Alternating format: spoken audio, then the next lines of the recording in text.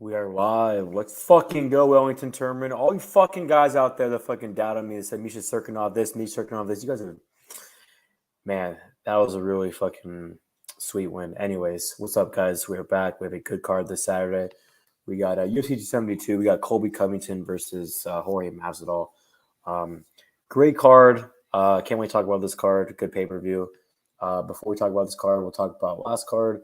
Like I said, Wellington Turman, I ranted on my video last week, and I think I have like a 10-minute breakdown on that matchup. So feels good, man. It feels good because I'm actually happy he went out there and, battled through adversity because it just shows that Misha Serkinov is a quitter and, the dude just should not be fighting anymore. If they give him one more fight, I mean, I'll probably pick anyone on the roster right now, 185. Like, imagine him fight like Jordan Wright. Like, oh my God. Anyways, so yeah, it felt good, man, to get back on track. Betting wise, did good. 4.35 units in the night. Bet on Turman, and I bet on Petrosian and Alvarez. Shouldn't have bet on Alvarez. It's a bad fight. I actually did it last minute too, so did it on the day before the fight's Friday. I thought the size advantage would be off, but I shouldn't have faded Armin. But anyways, cash 3 units on Turman, cash 3 units on Petrosian. Petrosian fight was very, very, very fucking close, but I'll take the win. Yeah. So picks wise, I only actually got 2 picks wrong on that card, man. The Kim fight, robbery, and then Alvarez fight. So let's look at the chat and then we'll dive right into this card. Al Shamir's, what up? He's a part of my team in Mecca. Shout out to the Mecca 6. Some big moves happened last week, and this is a huge week, man, for Mecca and just for UFC in general. I'm really excited. So, yeah, can't wait because I already know if I end up in the bottom, I'm going home, but I'm not going to end up in the bottom. I'm going to have a good week. Noah Agapova wins in the distance. So thanks, Noah, for jinxing it. So I appreciate it. Jimmy, what up? JV, what up? Zach Johnson. Yeah, dude, of course I'm still on Turman. I will literally talk about Turman, dude, every day of my entire life until he fights again. So Wellington Turman. That's the reason. I mean, one reason why I had a really good week. Everyone was on me Serkinov, so you should take your girl for beef on Turman. Dude, you're right about that. That actually sounds really fucking good, especially from Hell's Kitchen. So picking about 4 or 5 dogs in this card. I got 3 bets, 2 straight bets, both dogs, obviously, and 1 prop bet. I might bet a little more. So let's dive into this card because your boy's tired. It's the weekend too for me, but let's dive into this card. First fight of the night, we got Dustin Jacoby versus Mikhail Oleksiejczuk. Very interesting fight. Jacoby, I think, is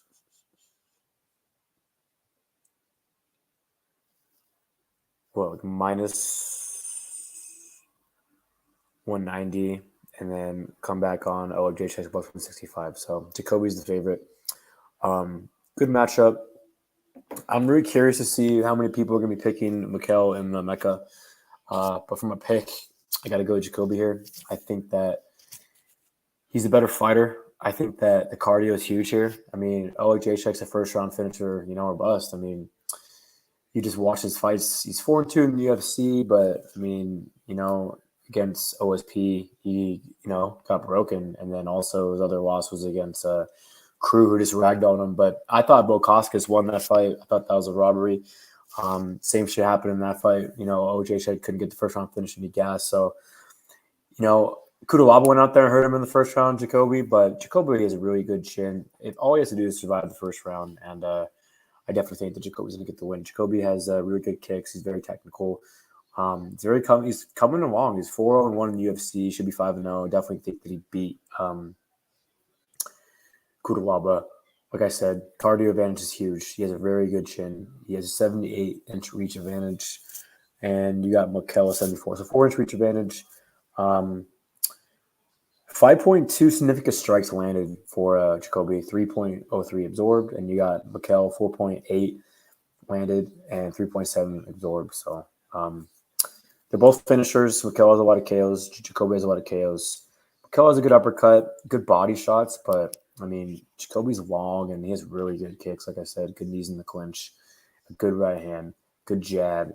He has big cardio advantage. Mikhail might have the speed advantage early, but like I said, he needs to get this fight done early in the first round. If not, he's gonna get broken.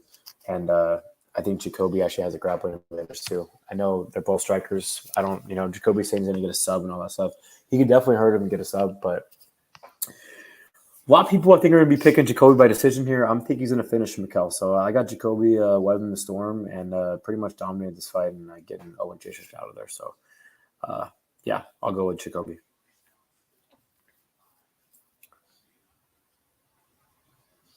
Next fight, Devonta Smith, Ludwig Klein. Interesting fight. I feel like a lot of people, man, are going to be 50-50 in this fight. So I actually went in this fight one with fade Devonta Smith. I'm a big Devonta Smith man. I mean, I bet on him quite a few times. He's definitely dropped the ball a couple times in the UFC. The Conor Worthy fight was embarrassing. The friend shit. I get it. Your friend, come on. In the last fight against Mullarkey, he looked pretty good on the feet, and Mullarkey just broke him, dude.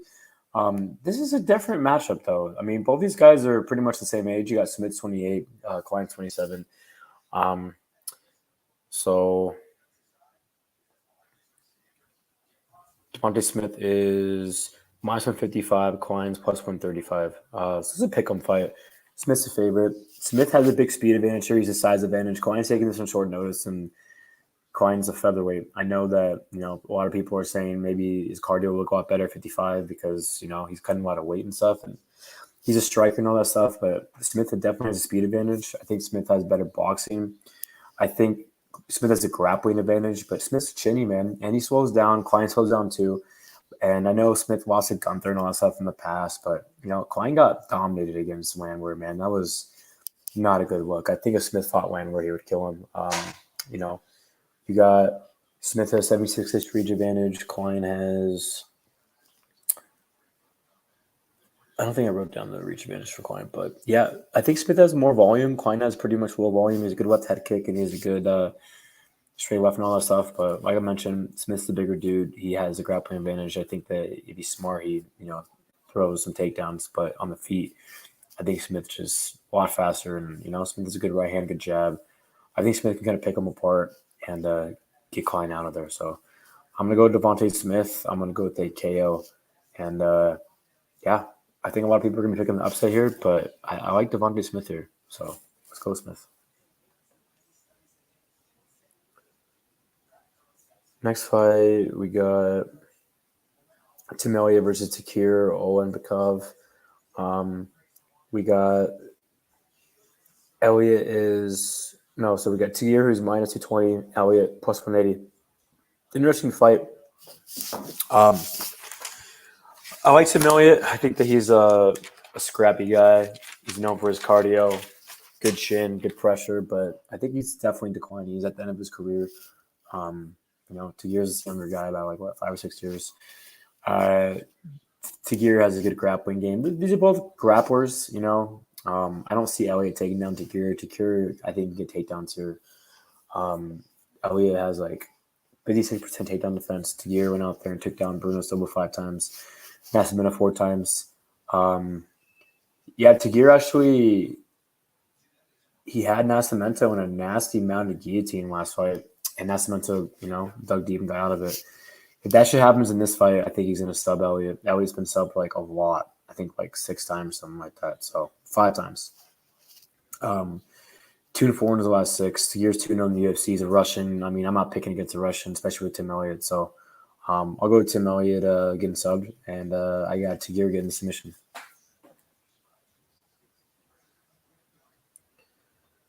So next fight, we got – look in the chat real quick. Looks like Zach Johnson's kind of butthurt that I put him in exile.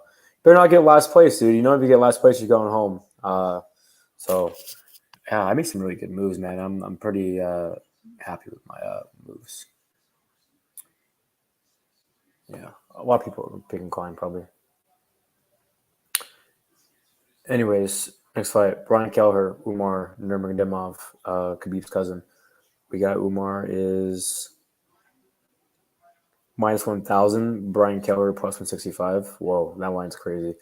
That line's crazy. Brian Kelleher is definitely probably the better striker here. I mean, he has good boxing. He's 5-2 in his last 7. Good guillotine, good right hand. good movement, good cardio. It's just he's going against a guy that has really good grappling. And I mean, Kelleher has 60% takedown defense. I mean, Simone 6 times, Rodriguez, Ray once, Stamen twice. And he's been tapped out like 6 times. So even though I think Kelleher has a shot on the feet, it's not going to matter because Umar's a relentless grappler. Like I mentioned, another Russian. I think Umar's going to get him down, and I think Umar's going to tap him out. I got Umar. If you really thought I was going to pick Boom, you're fucking crazy. Next fight, we got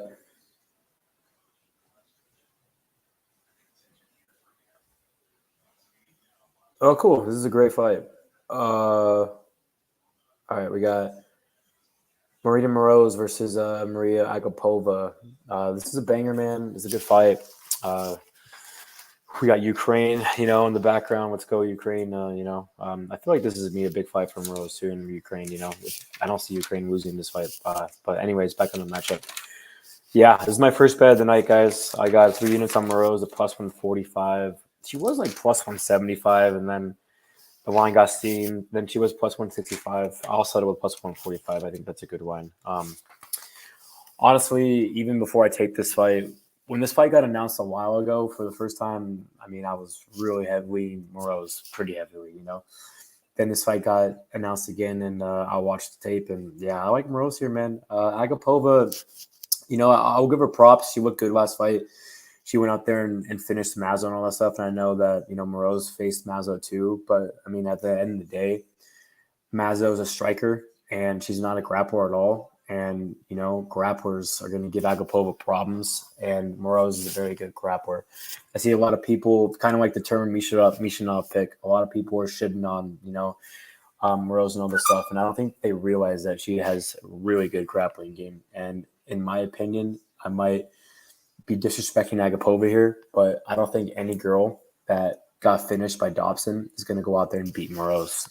I don't care if that was 2 fights ago. I don't care that, she looked good last fight. That's just embarrassing, like really embarrassing. You're going out there and getting finished by arguably the worst girl I've ever seen ever to fight in the UFC.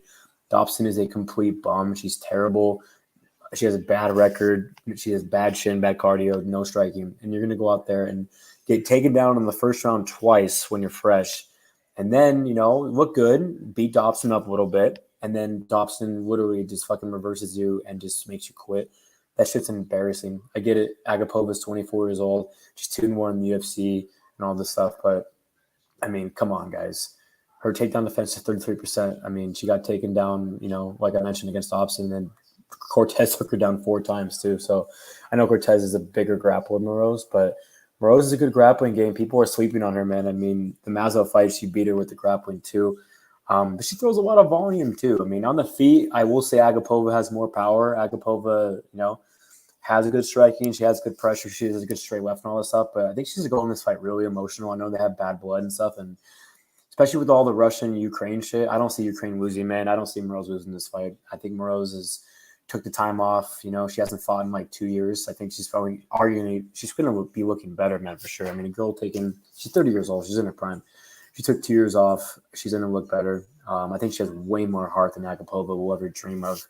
Moroz has a very good chin, and Moroz, dug deep in that 3rd round against Bueno Silva. Bueno Silva is, a good fighter, and she has power and stuff. And, if that was Agapova, she would have quit. I'm not making this shit up. You watch that Dobson fight again.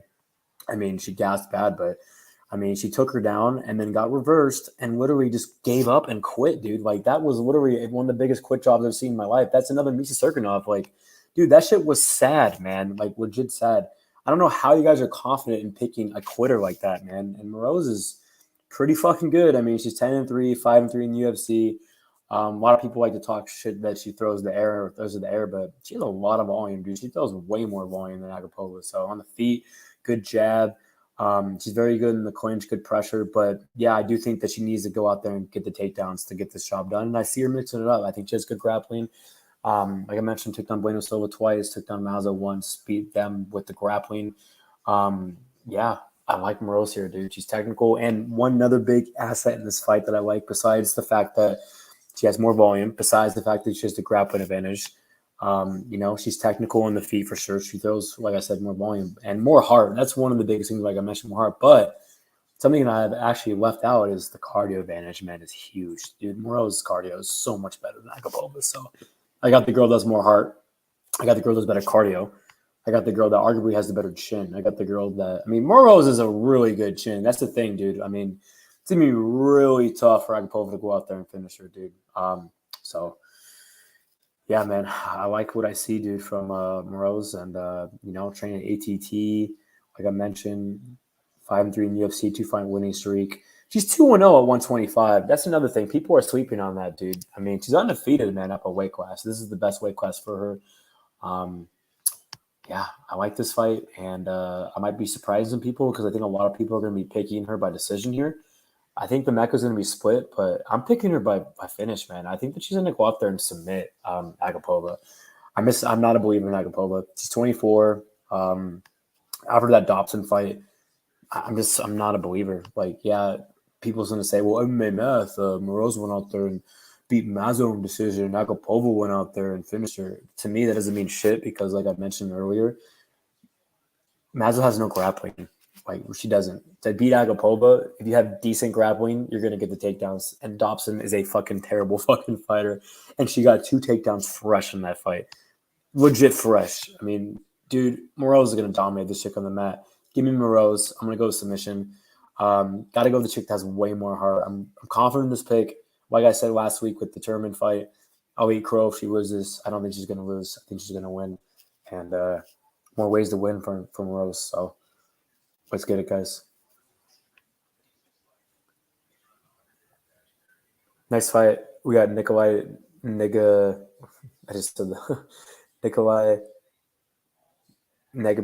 versus Kennedy Nzechukwu. I think I forgot to say the odds on the Moroz fight, but like I mentioned, I think right now they're currently Agapova minus 165, minus 185, Moroz plus 160. I'll look at the chat in a minute. I'm just trying to focus on my picks and stuff. I think a lot of people are going to be crying in there saying that Agapova is going to smoke and all that, but they're in for a rude awakening. Okay, so we got Kennedy minus 135, Nikolai plus 115. I'm getting thrown off that I'm talking about the odds. Anyways, it's another fight, man. I feel like a lot of people are going to be splitting this fight, especially in the Mecca. I think a lot of people are going to be going with the dog here. It's a close fight. It's a pick 'em fight. Close. Kenny's 3-2 in UFC, 83-inch reach advantage. So he's a 5-inch reach advantage. I think he has the cardio advantage for sure. Yeah, that's big. The cardio here is huge because, yeah, I mean, Nikolai's going out there and winning a very close fight with Kamer, who's a bomb, and then he finished Ike. Kenny would finish Ike too. Kennedy, I don't think he gave Jung any respect, but Jung is a good fighter. Jung will do the same thing to Nikolai. Kennedy has good, very, very good pressure. He's the bigger dude here by a big margin. I think Nikolai needs to get takedown. So if he does it, I think he's in big trouble. I think that, Kennedy's one of those fighters. He's a comeback fighter and all that stuff, but I just think there's levels. I think Kennedy's a lot better. I think Kennedy has a good straight left, good right hand, good pressure, good striking. And, I know that, Nikolai is a finisher and stuff, and he has good pressure too, and he has a good right hand and all that stuff, and probably has a grappling advantage, but I'm going to go with Kennedy Nzechukwu, and I'll go with the finish. Next fight, Marina Rodriguez, Xiaonan. We got Marina minus 255. We got Yan plus 215. This is a very close fight. I thought about betting this fight, but I'm going to stay away. But from a pick, I'm going to be picking the dog. I got Yan Xiaonan here. I'm actually very high on both these girls, and I've seen some people say some dumb shit in this matchup. They're saying, well, Yan lost to Carl Esparza, so I think she's going to lose this fight.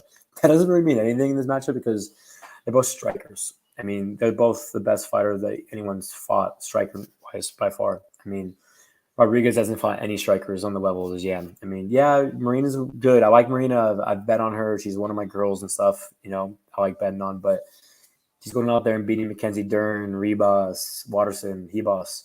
Those are all, they're not fucking Yan. Yan is a very good striker. Yan actually throws more. Yan actually, I wrote it down.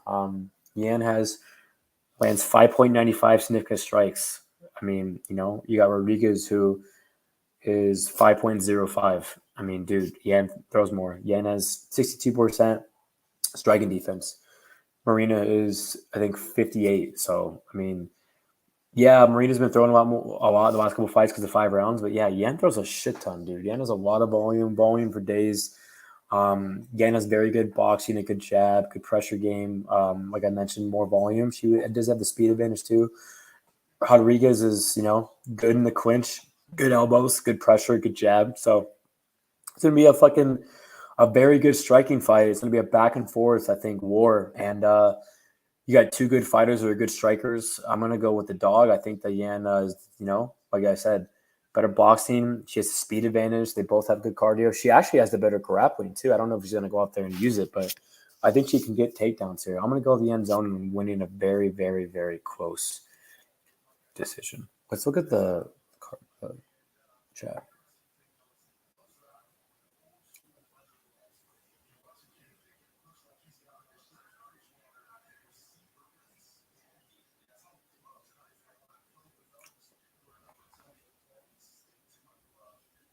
Agapova is a better grappler? Okay. We'll talk about that after this fight.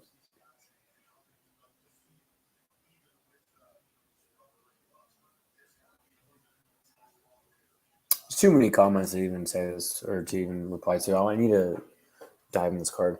Next fight, we got Jalen Turner, Jamie Mullarkey. This is going to be my second bet of the night. I got 3 units on Jamie Mullarkey.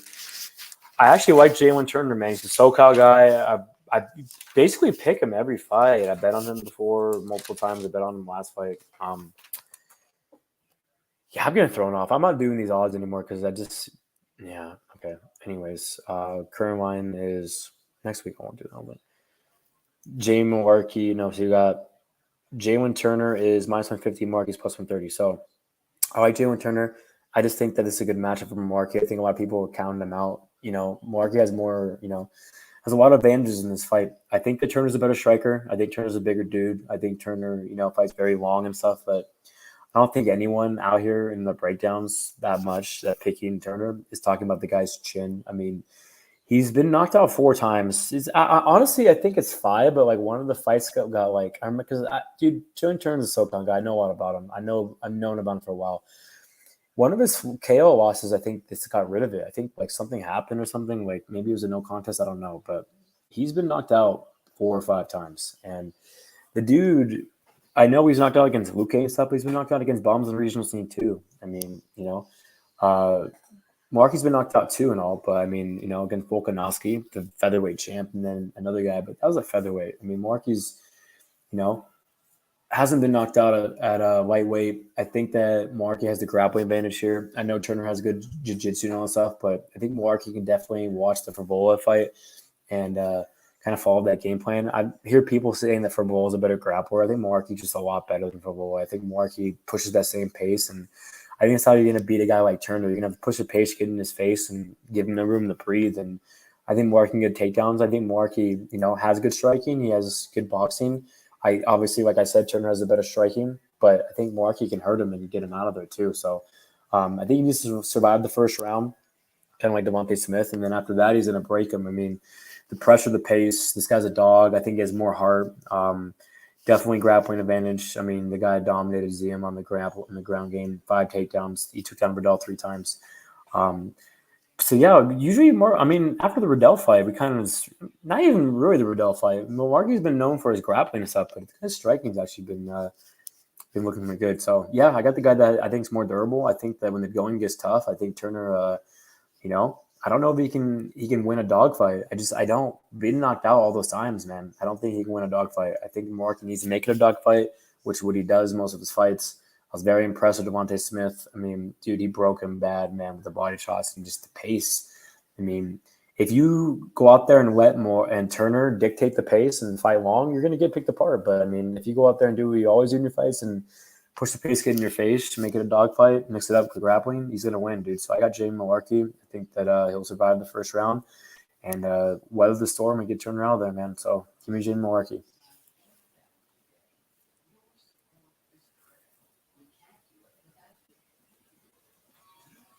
Yeah, Mullarkey's the best grappler that he's ever fought, man, besides Favola. And he wants the Favola fight. Favola just broke him with the cardio. Turner gassed in that fight, man. Turner, does not have the better cardio than Mullarkey either. Mullarkey has a cardio advantage. And Frevola landed some good shots on the feet, but Frevola just dominated him with the grappling. I think Mullarkey can do the same thing, but I think Mullarkey has better striking than Frevola, so I think Mullarkey's going to look good in here, man. Give me Jimmy Mullarkey. Let's go.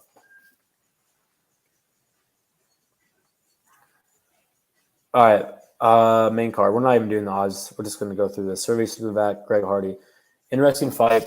Yeah, Greg Hardy, man, he's hard to trust, dude. Like, I feel like he's live in this fight and he can definitely win because, we see Spivak get knocked out a couple times, but all he has to do is survive the first round and he wins. I mean, Hardy's been cutting a lot of weight too. I heard like a lot, man. So, and Hardy has no ground game, really, dude. I mean, you saw Tibur get him down. He didn't know fish out of water. So, yeah, he has the striking advantage, but Spivak has pretty good boxing. Spivak, all he has to do is like survive like 3 minutes, dude, no win. So, give me Survey Spivak. I think he's gonna go out there and get him down and tap him out. Give me Spivak.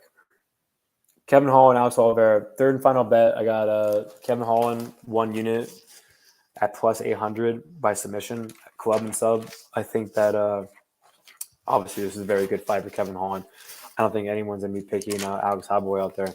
But, yeah, I mean, Howboy is at the end of his career, but he still has a good chin. He's tough. I don't see him getting knocked out. I think he's going to get hurt in this fight bad and get sub. So, I mean, Holland's better everywhere the fight goes. I mean, Holland's going to be a probably top 5 guy with 70. Good jab, good ground game, good striking. I really think he's going to go out there and finish him by submission. So give me a Kevin Holland. This fight, Bryce Mitchell, Edson Barboza. Great fight. One of the best fights of the card. Everyone, I feel like this fight's going to be split in the Mecca. Going in this fight pre-tape, I wanted to, go with Edson. I thought I was saying Edson pre-tape, and after I watched tape, I got Thug Nasty here. 9 years younger. He's a relentless grappler. Huge advantage on the mat. I mean, if he can't get one takedown, he's just not going to give up. I think that Edson Barboza, 78% takedown defense, but I mean, Matt Quinn took him down 3 times, Ige once, Kevin Lee 4 times. Khabib, obviously, we already know what happened there, and he has the advantage on the feet. He's a better striker, we know that, but I mean, Bryce has a lot of heart, good chin, lost second round against Fiowee and then went out there and took him down, was over. Very heavy on top. I think if he gets him down, Barboza's not getting back up. This is a very good grappler. I like the relentless Bryce Mitchell getting takedowns and then getting the job done. Co-main event, RDA Moicano. Interesting fight. Very interesting fight. I want to bet on this fight really, really bad. I got to see how he looks tomorrow on the scales, but the only reason why I'm staying away is because of short notice. But, yeah, I'm picking Moicano, man. I mean, dude, this is a pretty good matchup for him. And I know I faded him with Alex Hernandez and all that, but, I mean, yeah, that was a bad bet, dude. It really was. This is a totally different matchup. I mean, RDA is at the end of his career, man. And RDA doesn't deal good with the grapplers. I mean, look at Chiesa went out there and dominated him. Dude, Moicano is a better fighter than Chiesa. Moicano is a great grappler. Moicano has a big wrestling advantage here. I think Moicano can get takedowns. I think he has a good, jab. I mean, the only thing that I'm worried about is, short notice and all that stuff, the cardio. But, I mean, I guess see how he looks in the scales tomorrow. But RDA is definitely, at the end of the career for sure. 37 years old. Got in that war against Felder, which he won. He looked comfortably good and all. Felder took him down. That was embarrassing. You let Lee 6 takedowns. Leon Edwards 3. Chiesa 6. Felder 1. 58% takedown defense. He's technical for sure. Moicano's a little chinny, but Moicano's a bigger dude. Moicano's, good jab, but I mean, I think the grappling advantage is going to be key here. So I got Moicano here with the grappling advantage for sure. I don't think RDA can take down Moicano, and Moicano definitely has the better grappling here. I mean, if you're telling me that Moicano can't go out there and get takedowns on RDA when you saw Michael Chiesa will go out there and just dominate him on the mat, you're crazy. Give me Moicano. Main event, Colby Covington, Jorge Masvidal. Very good fight. I got Colby Covington. I think he's going to go out there and make this look very easy. Give me Colby Covington by dominant performance. Let's fucking go. Shout out to the Mecca. Big week, like I already mentioned. I can't wait, man, for this week. This is a huge week. I'm going to have a great week. I can't wait. One last time, 2 bets. Moroz, plus 145, 3 units. Mullarkey, 3 units, plus 120. And then my third bet is the prop bet on Kevin Holland by submission, plus 800. One last time, my picks. We got Colby Covington. We got Moicano. We got Thug Nasty Mitchell. We got Holland. We got Spivak. We got Mullarkey. We got Xiaonan. We got Nzechukwu. We got Moroz. We got Umar. We got Takir. We got Devonta Smith. We got Jacoby. Later, guys. Thanks for being in the chat. Let's go. I cannot wait, man. I wonder if anyone's picking Masvidal, man. We'll see. But thanks for tuning in. Can't wait for this card on Saturday, man. This is going to be awesome. And I got 2 more words I want to say before I leave. Wellington Turman.